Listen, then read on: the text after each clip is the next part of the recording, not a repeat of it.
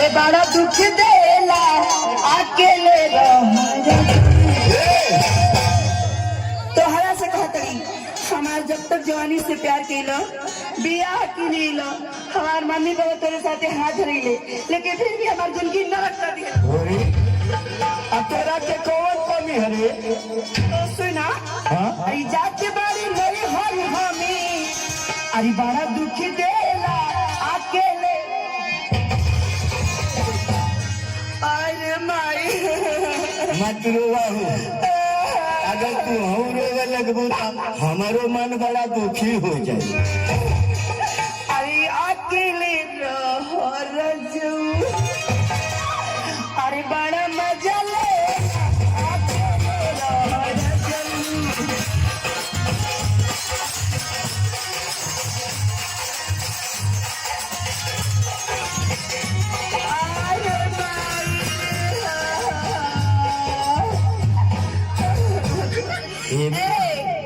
तू बिजी ना तो ना हम तोरा से कर दिली अब हमें घर में एक पल न रहो।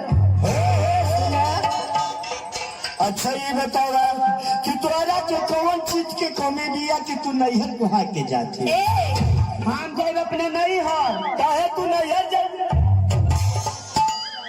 तो अगर नैहर जाबी तो महू ससुरारी जाई। हम तो अपने माई बाप भाई भौजाई और जे बात सबसे मिलते जे तू कैसे मिली मोरे ससुरारी है मोर मोरे ससुरारी में मोर के है ना आई बताओ ये तनी पूरा पंच भरल पूरा खानदानिये मोर है मोरे ससुरारी में। अच्छा देख मोरा ससुरारी में मोर ससुर हूँ अच्छा मोर सास हई मोर सारा हूँ मोर सरहज हई मोर एगो छोटकी सरुआई हई। तो सुन लो हमारे नैहर में हमारे बाबूजी एगो कुत्ता पालले बाड़े। कॉमेडी प्रेजेंट मुन्ना सावन। तेरे का हो अरे बताओ कि तोर बाबूजी तोरे माई के छोड़ के कुकुर पगलाई बाबा कहीं न कहती कि मोर बाबूजी कुकुर रख ले अरे रखले ना है पलले हाँ हाँ अच्छा तोरी के का कहूँ हम वो तो समझो कि तोर बाबूजी तोरे माई के छोड़ के कुकुर रख ले पगलाई लड़का हो तो ही न कहती है ऐसे न बोले के चाहे कि मोर बाबूजी एगो कुकुर पलले हम। सुना जे हमरे घरे अंची लोग जाला ओकरा के इतना भोकेला कि कपड़ा टन टन माथा ठा ठा। कॉमेडी प्रेजेंट मुन्ना सावन। अरे का हो आई बता कि तू के सरवा भोकिएला ए जी एक दिन हमसे बहुत बड़ा गलती हो गई रहे। रात होत रहे शाम के बेरा रहे और हम धीरे धीरे जात रहने तब लगे कि हमार करेजा सन सन सन सन।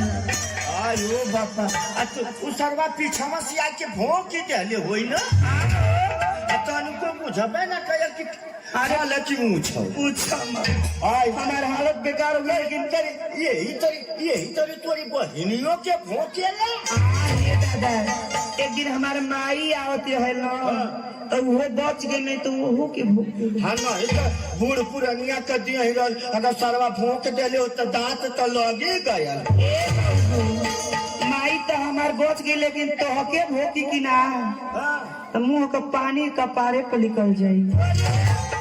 उ सरवा मुंह के भोंकी